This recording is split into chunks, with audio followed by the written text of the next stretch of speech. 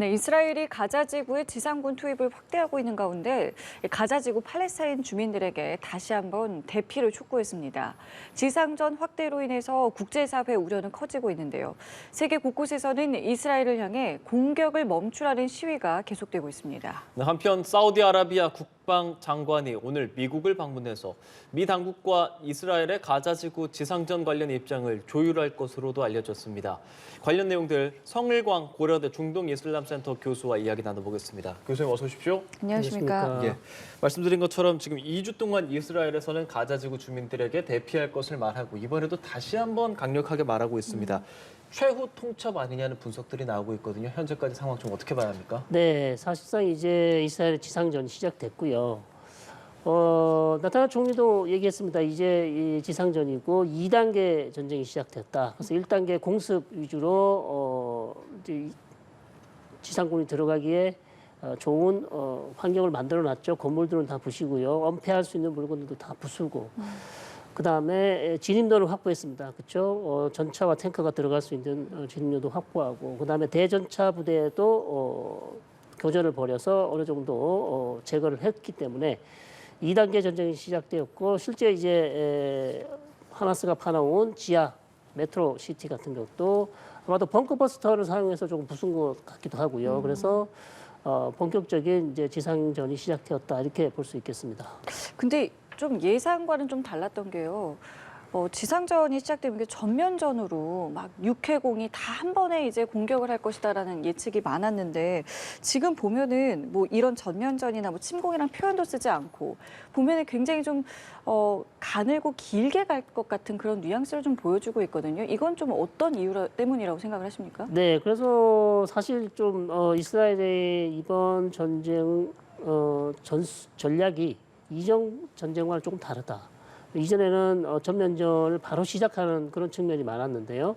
이번에는 어떻게 보면 제한적인 일단 병력을 투입해서 필요한 곳만 일단 작전을 하고요.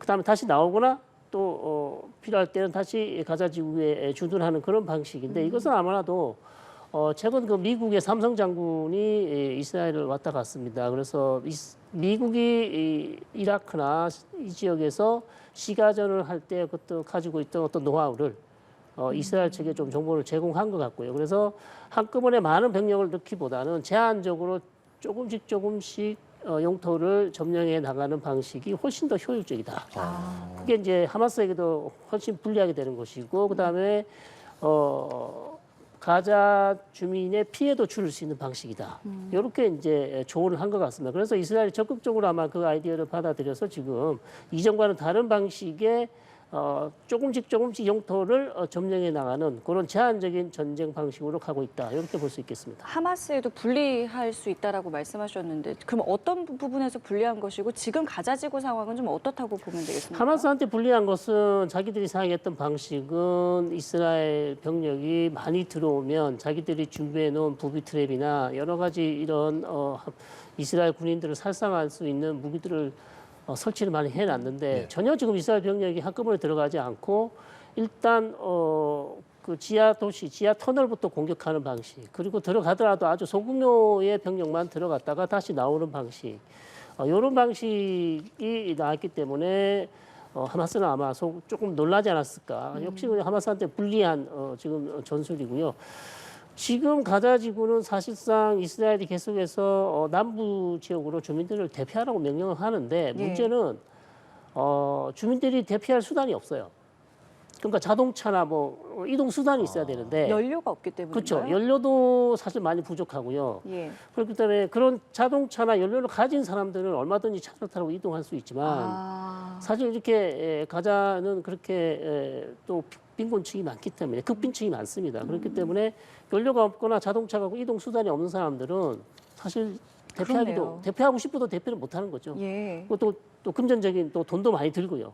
그래서 그런 상황이 있기 때문에 사실상 가자 주민 전체가 지금 남부로 대피하기는 어려운 상황이다. 그렇게 이제 볼 수밖에 없죠. 아, 그래요? 한 2주 정도의 시간이 좀 있었잖아요. 그럼 가자 지구에 지금 남아있는 인원들은 자발적으로 가지 않은 사람뿐 아니라 못 간 사람들도 많다라고 예, 제 소식통을 들어보면 이스라엘 방송 등을 봐보면 그런 내용들이 많이 나오고 있습니다. 근데 이게 전쟁이 사실 처음 시작할 때는 뭐 길어야 한 달이다 이런 말들도 좀 나왔었잖아요. 지금 1년까지도 얘기가 나오고 있는데 네네. 그 기간적인 부분에 있어서는 어떤 것을 보면 좀 좋겠습니까? 정말 예측하기 어렵고요. 왜냐하면 말씀드린 것처럼 2014년 같은 경우 단기전 뭐 51일 정도 가장 길었습니다. 그게 그 정도였는데 지금 이제 이 방식처럼 이렇게 조금씩 천천히 전진을 하게 된다면 이게 사실 시간이 오래 걸릴 것 같고요. 그 다음에 말씀드린 것처럼 500km 되는 지하 터널을 이스라엘 군 병사들이 들어가서 다 수색을 하고 해야 되는 그런 상황이라서 과연 이게 이렇게 천천히 진행이 된다면 시간이 얼마나 걸릴까 사실 예측하기 대단히 어렵고요. 한 최소 뭐 수개월은 이상은 걸리겠죠. 수개월. 네. 수개월 이상 걸릴 것 같습니다. 자, 이렇게 이전과는 다른 양상을 보여주고 있는 이스라엘인데 이 전쟁 2단계를 선언하면서 이런 말도 했어요. 인지를 구출하겠다. 그러니까 지금 공격을 하면서 인지를 구출하겠다. 이 두 가지 목표를 지금 세운 것 같은데 현실성이 있다고 좀 보십니까? 네, 조금 듣기에는 좀 말이 안 되는 것 같습니다. 예, 모순되는 느낌인데요. 현재 한 230명 이스라엘 측이 파악하고 있습니다. 지금 하마스 측에 잡혀 있는 인질이 230명 되고요. 이스라엘 측에서 하는 얘기는 계속해서 하마스가 인질을 석방할 듯 계속해서 협상을 요구하고 있지만 네. 그것은 전술에 불과하다. 결국 지상군 투입을 늦추기 위한 하나의 전술에 불과하기 때문에 하마스에게 계속 끌려다닐 수 없다. 그런 측면에서 이제 전격적으로 사실 지상군을 투입한 것이고요. 그럼 어떻게 지금 인질을 구출할 수 있을 것인가? 하마스에 대한 압박을 계속 가하는 거죠. 계속해서 지상전을 전개하면서 더 이상 지상전을 막을 수 있는 방법은 없다. 이것을 보여주면서 계속해서 하마스를 압박하는 방법이 오히려 인질을 빨리 풀어낼 수 있는 방법이 될 수 있다. 이제 이런 식으로 이스라엘 측에서는 얘기를 하고 있는 것이죠. 그럼 그 압박이라고 말하는 게 군사적인 압박인 것입니까? 그렇죠. 군사적 압박을 계속 가하는 것이죠. 그럼 어떤 석방을 위한 뭐 조건을 서로 제시한다거나 우리가 흔히 협상이라고 하는 그런 과정들을 생각하는 것은 협상은 아닙니까? 따로 또 하고 있을 겁니다. 투트랙으로. 그래서 카타르나 이집트가 중재를 해서 협상은 따로 하고 있고요. 그것과는 별개로 이스라엘은 군사적 압박을 통해서 계속해서 하마스 지도부를 압박하는 것이죠.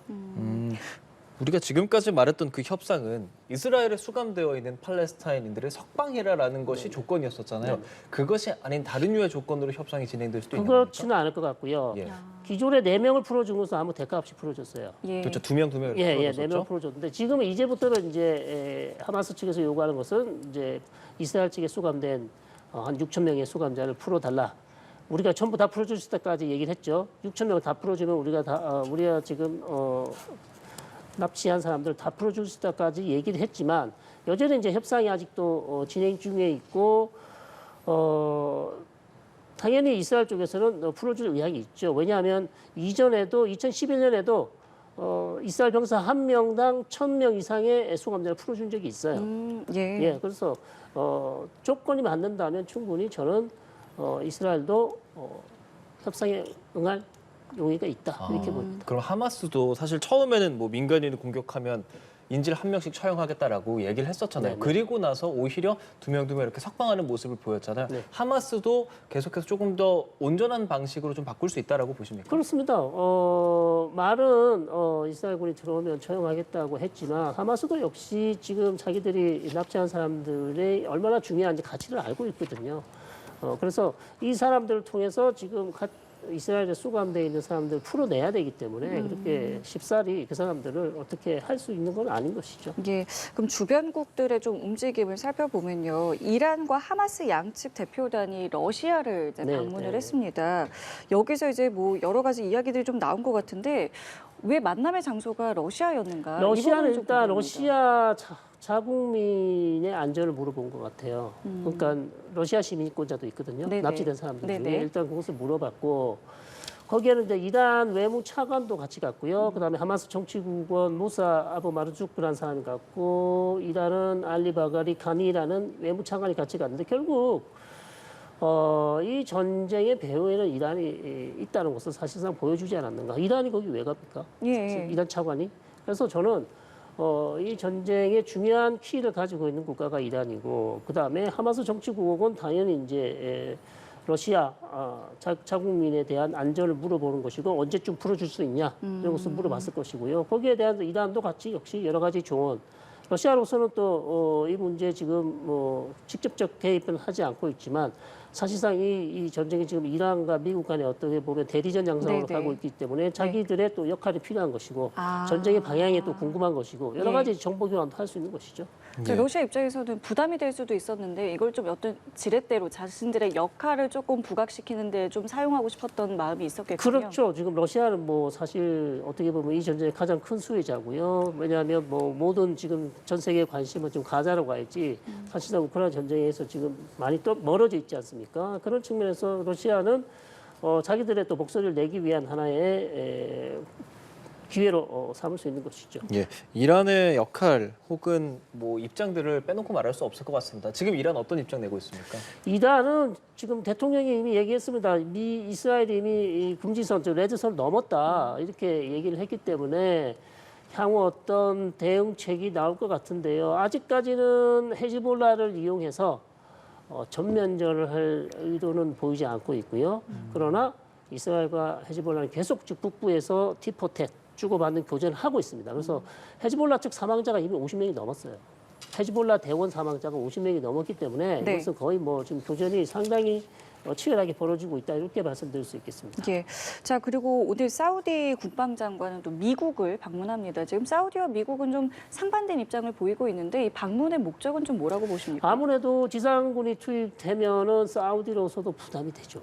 왜냐하면 아랍권에서 보는 시각도 있고요. 아랍권의 어떤 지도자 국가인데 이 전쟁을 사실상 막지 못하고 있잖아요. 그다음에 팔레스타인 주민들의 피해도 계속 늘어나고 있는데 그것도 막지 못하고 있고 여러 가지 이제 국내적인 문제에도 압박을 받고 있고 또 아랍권에서 이슬람권에서도 또 압박을 받는. 그래서 이 문제를 빨리 해결하기 위해서 국방부 장관을 보내서 어떻게 좀 빨리 휴전할 수 있는 방안이 없는지 미국과 논의하기 위한 것이다 이렇게 볼 수 있는 것이죠. 근데 조율이 되겠습니까? 너무 입장이 좀 달라서요. 조율이 될 가능성은 그렇게 높지 않습니다. 왜 이스라엘의 입장이 너무 단호하기 때문에 네네. 예, 이스라엘 입장이 단호하고 또 미국이 그렇게 반대하지 않고 있지 않습니까? 네. 그런 상황에서 사우디가 큰 역할을 하기는 어렵다 이렇게 볼 수 있죠. 그러면 이스라엘의 입장에서는 지상군 군사 작전을 이제 조금씩 오히려 강화할 것 같은 그런 상황인데 입장을 선회할 가능성이 될 만한 뭐 그런 키라든지 상황이 좀 있을 수도 있습니까?